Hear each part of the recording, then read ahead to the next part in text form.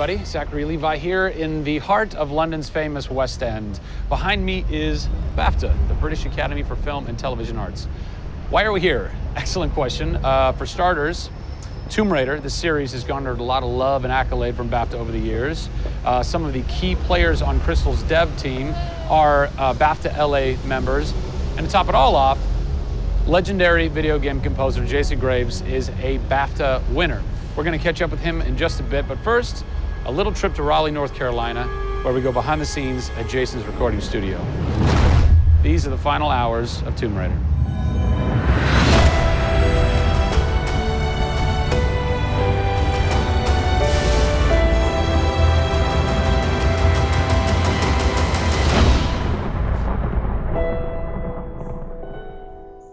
First thing we did was the theme. There have been many composers in the games or the films, but they've always used the original theme. They said, we want to start with a clean slate, new theme. I did it on piano, very simple. I was really scared just to send it because I'm like, I don't know, I think this really works, I think I like it. We ended up taking that exact theme. The first demo I sent was on the first trailer. That exact same arrangement.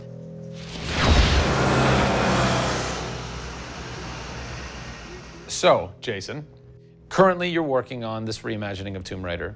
When you're taking on a new project, what are the things that attract you to that project?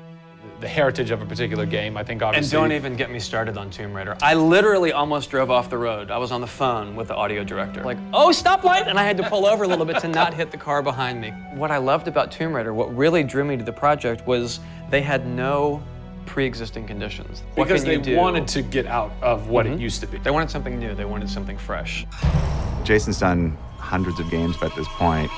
He was an easy choice for us to go with on paper because he has such great experience. I listened through a lot of different material from a lot of different composers. I was really taken by how well he did the intimate stuff. The textures and the real, intimate and vulnerable bits that we needed to highlight in the game were a great match for us. What is square one for you when you start wrapping your head around it going, this is where I feel like this world is going to exist? Main theme, call me old-fashioned. Then it was a matter of finding out what kind of percussion would work. And always going back to the melody and the theme, because that's kind of the heart of the game. The most signature thing that we need to get right is Lara's theme. One of our big goals was that it can be used in any emotional context. What does it sound like? High action.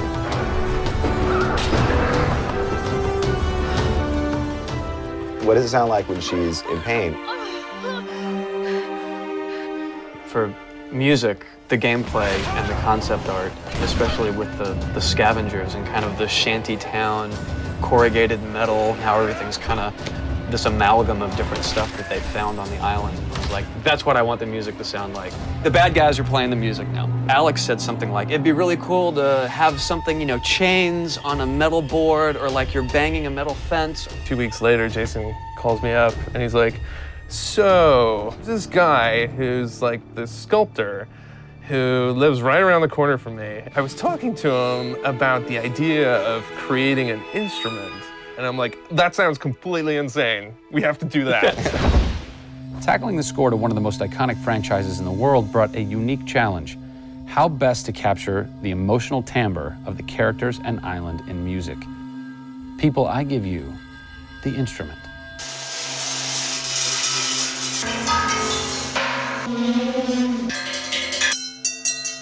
The instrument. I was gonna let Matt determine the aesthetics. I was really only concerned about the sounds that the sculpture was gonna make. Matt built this, which looks pretty much exactly like Laura's original homemade bow in the game.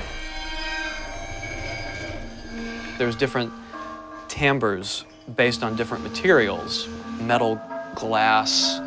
It's a direct line from the plot, the characters, the story, the environment, straight to the sculpture. We always wanted the island to have that character in itself. Creating an instrument gave it this unique identity. It's got a voice. Yeah. The very beginning of the game is nothing but the instrument.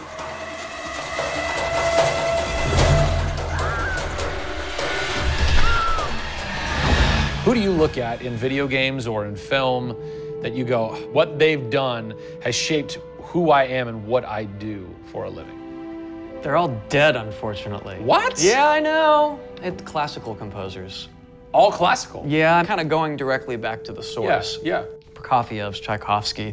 Even for some of the scary stuff, you've got Penderecki, who's a Polish composer. Actually, he's still alive. It kind of goes back to ballets or opera, which is kind of the precursor to film and video games. You know, they were telling a story. Yeah. And that's what I love about that music. It tells a story. Even if you don't know the plot, you can listen to it. And film music's the same way.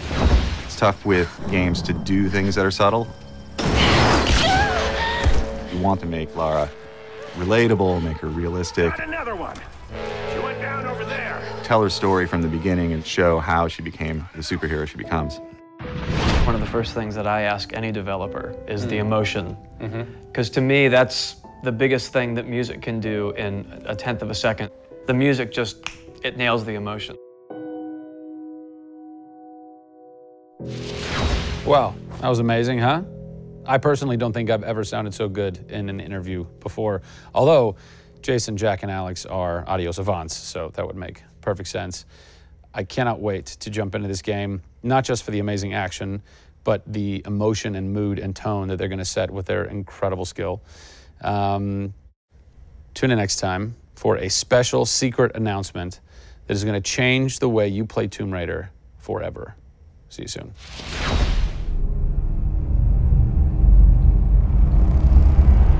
Pre-order Tomb Raider from Amazon.com now and receive an exclusive art book, a DLC character skin for Lara, and a digital copy of Jeff Keighley's The Final Hours of Tomb Raider for the Kindle Fire.